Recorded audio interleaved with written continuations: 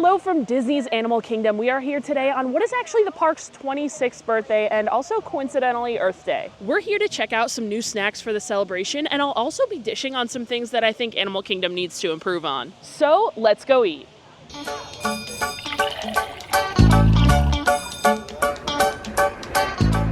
Our first stop of the day is going to be at Creature Comforts, or the Starbucks here in Animal Kingdom. And I bet you all can guess what they're offering here for Earth Day. If you guessed a cupcake, you'd be correct. What would we get that's special other than a cupcake these days? This is the honeycomb mousse. It has honey mousse on top of a brownie base with sugar bees and a white chocolate honeycomb. And we actually decided to bring our dessert here over to the brand new seating area that just opened up in Africa, kind of next to Tamu Tamu Refreshments and across from Harambe Market. It's definitely a nice new area, plenty of shade over here. However, I think out of all the parks, Animal Kingdom has the most seating. I would love to see an area like this added to any other park, especially like Epcot, because there's so many places to eat and there's so little seating. But it is still nice to have here in Animal Kingdom, and we have to try this mousse, which definitely looks very pretty, but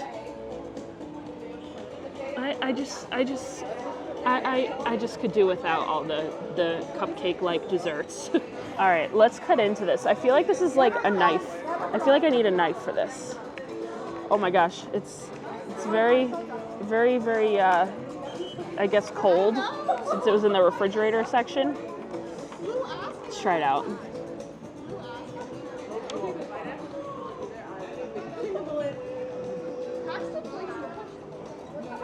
Oh my God, I need some water. It's not quite as dry as the cinnamon rolls from, what is that place called? The Hydraulics. Hydraulics, ice cold Hydraulics. Not as dry as the cinnamon rolls from Ice Cold Hydraulics in Hollywood Studios. But man, this is a dry brownie. Oh. And look at how much icing is on top of this cupcake. It's too much. I do want to get into the middle of this icing here. That's also like hard as a rock. Oh my gosh. I literally can't even pull my fork out of that. I want to see if there's anything in the center of the icing, and I pretty much got all up in there, and there is nothing. This is just a giant hunk. I guess it's that honey mousse.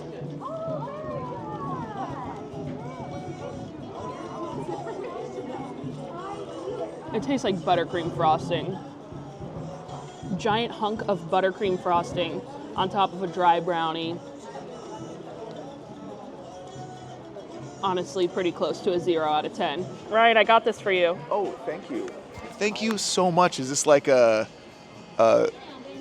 Earth Day gift? Yes. I will send it back to the Earth. Well, I was just trying to be nice. I got all of my friends' Earth Day gifts this year, and I'm so sad that Ryan didn't like mine. I'm sorry. This is just, no, not for me. Well, since our first Earth Day snack definitely was not my favorite, I'm hoping the second can turn it around. You may be wondering why I'm out of breath power walking through Animal Kingdom right now. And that is because the place with the only Earth Day treat other than a cupcake is a pizza place that closes at 2:30. It's 2:17. We're almost there, so I hope they still have some left. Typically, if I'm remembering correctly, Terra Treats doesn't close till 3 o'clock, so I thought I had a little bit more time to get here, but I looked on the app, and it turns out it actually closes at 2:30 today. And we're gonna get to the topic of things closing early here in Animal Kingdom, especially food things closing early here in Animal Kingdom very soon. But before we do, let's review the specialty pizza that they have here for Earth Day and the birthday and all that stuff. This is the roasted mushroom and leek pizza. It's a plant-based offering with impossible meatballs, roasted mushrooms, braised leeks, and a dash of truffle oil for $8.29. $8.29 for a slice of pizza is quite insane, but I think this is the best pizza at Disney World. Terra Treats here in Animal Kingdom has the best pizza at Disney World, better than Via Napoli, better than any other place that has pizza. I really think it's the best. And what I love about Terra Treats is not only do they have a cheese pizza and a pepperoni pizza, they also have like a rotating slice of pizza. And I feel like every time I come by here, it's something new. I know they had like a buffalo chicken one. They also used to have a Thai sweet chili pork one that was incredible. I absolutely love that one. And I believe I had this braised mushroom plant-based leek one in the past. I think they had it last year, so it's like a repeat. And I remember liking it. I pretty much love anything with truffle oil, so as long as it tastes just as good as last year, I should love this. Oh, I could smell that truffle oil already. It looks really good.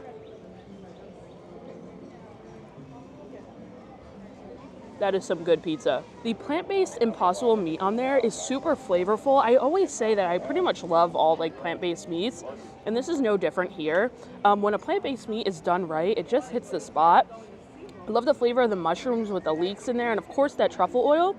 Also, since this is plant-based, I guess this doesn't have real cheese on it, which kind of is surprising because it tastes like it has a really nice like creamy cheese on there. So whatever plant-based cheese they're using is good on my end. But what really makes this pizza for me time after time is that crust. It's like a grandma style pizza. It's just thick enough but not too thin. Has a really nice chew in there, but the outside is always super, super crispy. Look at how doughy and good it looks. This is the best pizza at Disney World. If you guys are coming to Animal Kingdom, I highly recommend you walk by Terra Treats, see what specialty pizza they have, and try it out. Like I said, I do think it is the best pizza at Disney World. And I almost forgot, their last specialty offering, oh my God, that bird. She's gonna come right at me. Their last specialty offering though was a s'mores pizza, and it was phenomenal. It had like graham cracker crumbs, a really good like brown butter sauce on top, toasted marshmallows. That was amazing. I love how they did like a dessert pizza kind of with it. I think that was the first time they ever did a dessert pizza, and I thought it was 2 thumbs up, loved it. I typically love all of the specialty pizzas that they have there for real. Which brings me to my next point. This is, I think, one of the only places in maybe all of Disney World that has something like that, a rotating menu item that's constantly changing.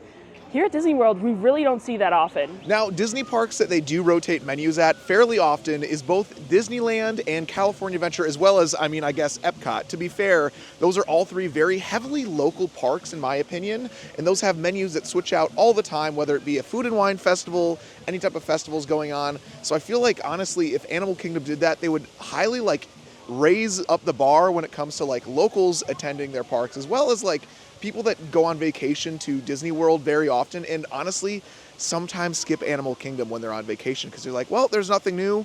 Avatar was the last new thing that opened here, so I guess we don't have to go on this trip. Ryan is getting very ahead of this video. He touched on some points that I want to talk about later on. Sorry. It's okay, I forgive you. But one thing I did want to touch on to begin is the rotating menus that they have at Disneyland and the Disneyland parks. Now, yes, I go to Disneyland quite often, more often than most people. Honestly, I go more than some people that probably even live in California at this point. You go to Disneyland more than you go to Animal Kingdom. You might be right. That's right. And although I go so often, there is always something new to try in the parks over in California. And I'm not just talking about one thing new to try or 2 new cupcakes or 1 new ice cream sundae. No, they have completely new menus literally every single time I step foot in California. Some places that always have things changing would include the Jolly Holiday Bakery. They always have a different sandwich on the menu, always so many different desserts that are incredible. They have the birria toasted cheese sandwich that's so good, and they bring a couple throughout the year as well, like a bulgogi sandwich. Whatever it is, they're always very good. Of course, there's ever-changing churros. Literally every couple weeks, the churros in the parks change, and they're all almost always very good. What else am I forgetting? Popcorn? Popcorn? No, there's not new popcorn in Disneyland. I wish. No, they don't. Oh. I wish. I remembered the other thing I was thinking of. Studio Catering Company, the food truck in DCA, always has a different burrito on the menu. For Halloween season, they had a chili relleno burrito. They had a Filipino feast burrito for Christmas. Right now, I believe they have a sisig burrito over at the Boardwalk dining area, Paradise Garden Grill area. And that's just a few things that I'm mentioning that they have that's ever changing and ever rotating. There is seriously something new at every quick service location, at every snack cart, every time I go. And oftentimes when we do get new snacks here at Disney World, they're just a cupcake or a special drink. And it's nothing really that exciting. I am personally super sick of the cupcakes and the dome cakes. We don't need any more of them. Give us some new interesting quick service savory options, or literally anything but a dome cake or a cupcake at this point. Ryan mentioned that Disneyland is more of a local park, and yes, 100%.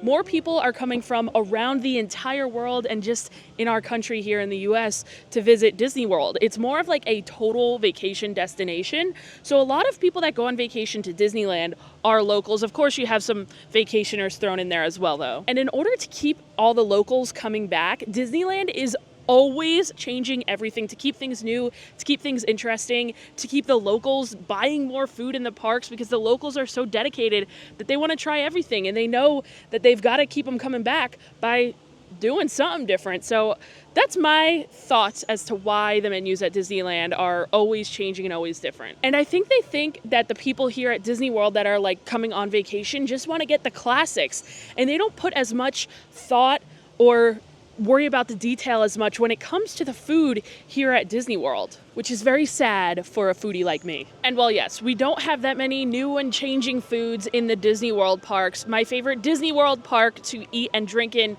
is right here in Animal Kingdom. I like it even more so than Epcot for eating and drinking purposes. But that opinion is getting very hard to defend given the fact that everything in this park closes so early. It's so ridiculous. Like, most food stands will be closed by 3 o'clock, 4:30, and it's hard to like keep track of as well. Every time before I'm like come into Animal Kingdom, I have to search on the My Disney Experience app to see what I'm eating and what time those restaurants close, and I just wish things would stay open later here. You guys saw that firsthand with Terra Treats. They closed at 2:30. They used to close at 3 o'clock, but I guess they're changing things up. They want to close even earlier. 8 Spoons Cafe, which has really good mac and cheese, closes at, I want to say, either 4 or 5.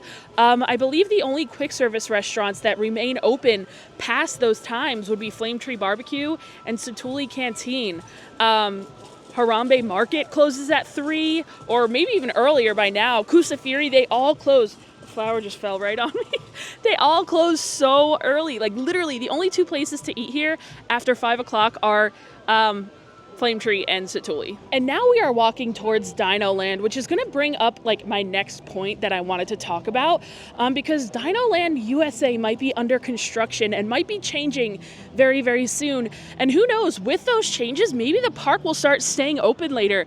Maybe the people will stick around later. Maybe the restaurants will stay open later. We can only hope. And to talk about these Dinoland USA closures and refurbishments and whatnot, I wanted to head into the Restaurantosaurus Lounge and grab a beverage to enjoy while we discuss. And I decided to get the Tequilasaurus, which is basically like the most strong margarita you'll ever have in your life. It's quite crazy because one of these Tequilasauruses gets me pretty tipsy. But again, the Restaurantosaurus Lounge is another place that closes super early. By 5 o'clock, they're closed. So if you notice, mine is in a different cup. That's because I got a mocktail. Now this is the Paleontology Punch, which is sweet and fruity Minute Maid premium lemonade, cranberry juice, Minute Maid apple juice, pomegranate lime juice, and Sprite. Those who may not happen to know, Dinoland USA right now is in a little, like, what you would call purgatory state, because it is currently on the chopping block for a new land that is going to be debuting here sometime in the near future. Now, I say near future, that could be 10 years from now. We don't know at Disney's track record. But there's going to be a South American themed land here where Dinoland USA is right now. That is going to be including both Encanto and Indiana Jones, possibly. That's at least what the concept art is hinting at. Now, this Encanto land itself, I'm pretty sure everybody's just going to call it Encanto Land, has maybe a ride, maybe some new restaurants as well. That is one thing that I am literally honestly looking forward to more so than the ride, because I'm not the biggest fan of Encanto, but by far for me the biggest thing I'm looking forward to is the Indiana Jones ride that should be coming here. Not the exact same one as they have over in California, but very similar, and that's going to be replacing Dinosaur, the extinction Jeep ride, Countdown to Extinction ride that is now here in Dinoland USA, and the rest of pretty much the entire land, I believe, will be demolished, and that's the only thing that'll be standing, but it'll be replaced. A new theme. Indiana Jones goes to South America, Mayan pyramid type thing. That's at least what the concept art is showing as of right now. Now, I had Ryan cover most of that because honestly, I don't pay too close attention to like these refurbishments that Disney talks about, because I feel like it never actually happens and it just takes too long. I'm hoping we get more answers on all of this stuff at D23 coming up in August. Having only seen Encanto once and not really caring for it, kind of unpopular opinion, I've never seen Indiana Jones. I'm kind of on the fence about this like major refurbishment, just because I'm not like the biggest fan of either of those movies. Ooh, that is a strong beverage. But there's like one major thing that comes to my mind when we talk about like the refurbishment and stuff of Dinoland, and that's the fact that there's already so little to do in this park when it comes to rides, like actual rides. And when they take away 2, Dinosaur and Triceratops Spin, there's going to be even less. So when those go away, there are going to be 5 rides in this theme park, not counting the like Tough to Be a Bug show or the Wildlife Express train to the conservation station, because I don't consider them like actual rides. But you'll only have Everest, the Safari, Flight of Passage, Navi River Journey, and Cali River Rapids. 5 rides. When this park opened 26 years ago, there were only 4 rides that existed at this park. Now there's one that was open that now closed, which was like a boat tour around Discovery Island and the waterway, now where you see the characters. But yeah, it's going from 4 26 years ago to 5 probably in 2025. It's kind of crazy. And I personally think that before they like announced the Dinoland refurb and stuff, that they should have announced, and they should have another attraction or ride or area built before they close this area, because you're just losing too much and you're really losing so much of this park. But since it is too late at this point to add a new ride or a new land before they close Dinoland, it got me thinking into things that like they could do that would be maybe like temporary or like quick fixes to helping this issue of there not being anything to do in the park. And one thing that I thought about that Ryan already briefly mentioned is some type of food festival. Obviously, we already have a park here in Disney World that is very well known for their food festivals in Epcot, but it keeps the people coming back.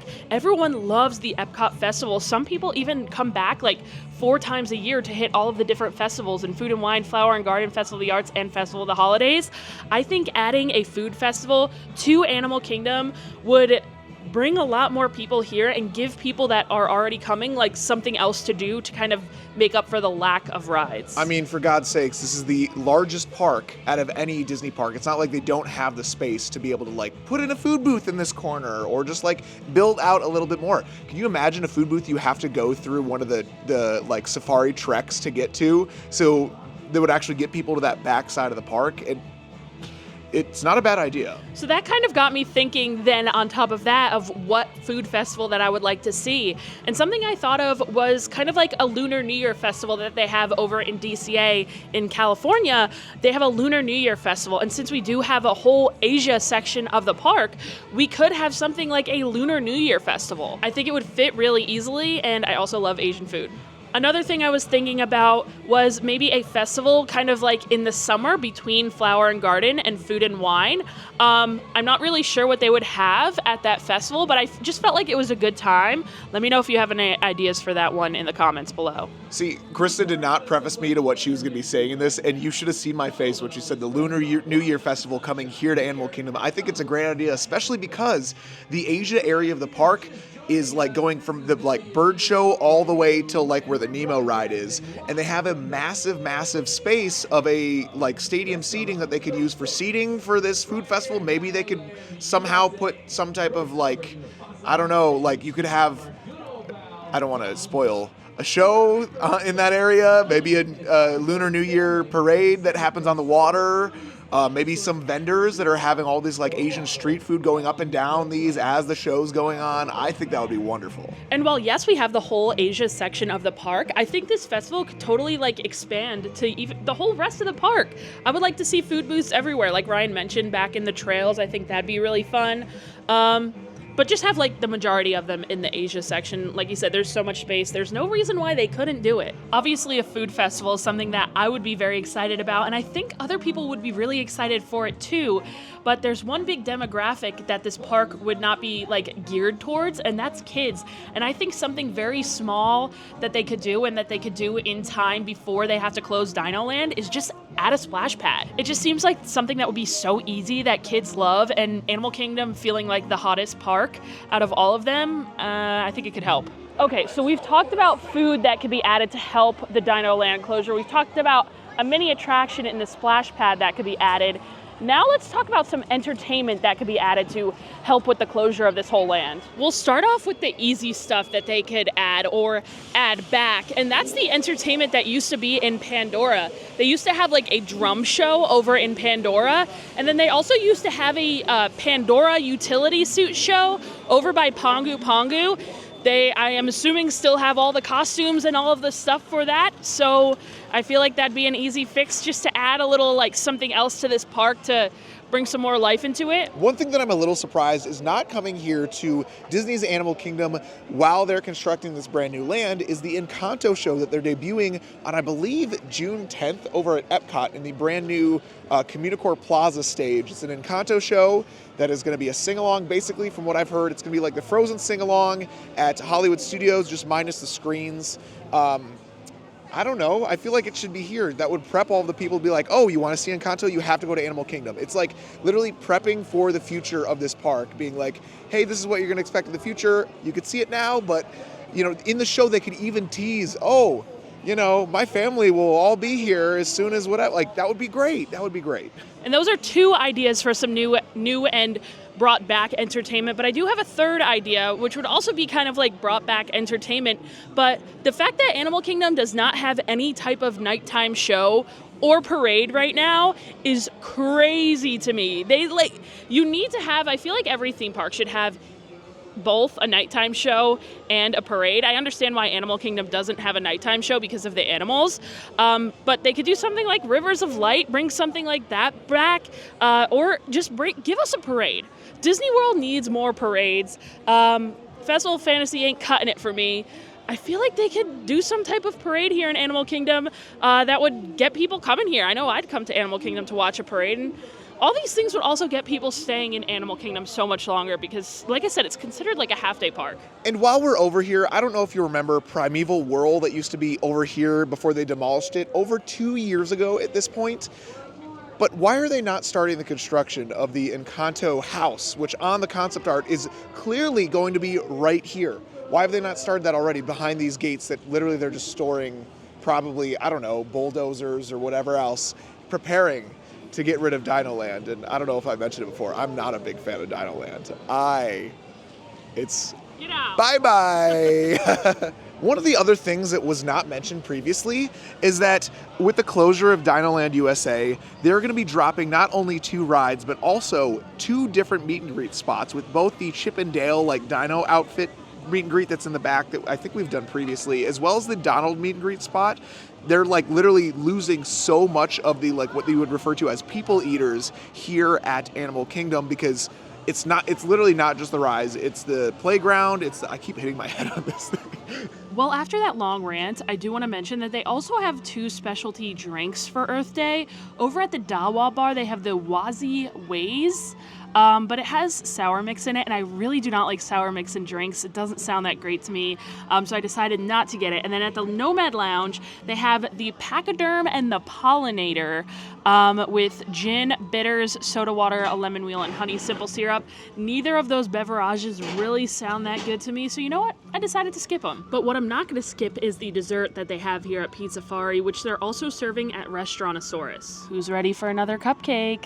This is the elephant cupcake. It has an edible white chocolate elephant atop a graham cracker cupcake with pineapple filling and a jungle of matcha, buttercream, and crispy pearls. And after reading that description, I'm realizing that this cupcake isn't necessarily new. They had a pineapple-filled cupcake a couple months back that I tried. I believe the matcha buttercream is new, and I'm hoping that kind of pulls through and makes this dessert a little bit better than the previous pineapple cupcake that they had here. Okay, the moment of truth. I'm gonna cut this open. I'm gonna take this little elephant thing off first. Oh my gosh. Are you not gonna Is eat it like the elephant? glued? I do not like white chocolate that much. It's like actually glued. I can't even take it off. Giving up on that. Now my hands are golden. Oh my god, this buttercream is so I can't even cut through it. Like the cake is just like, there we go. Oh god. Do you see that? Why is it? It looks like guacamole. It does look like guac, but that's the matcha icing. How does one even eat this? I do it for you guys.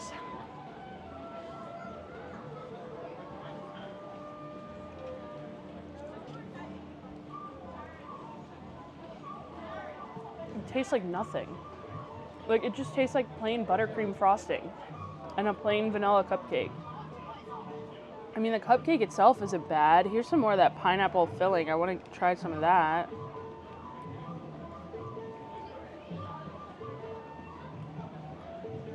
The pineapple filling is good, but there's just really not much of it.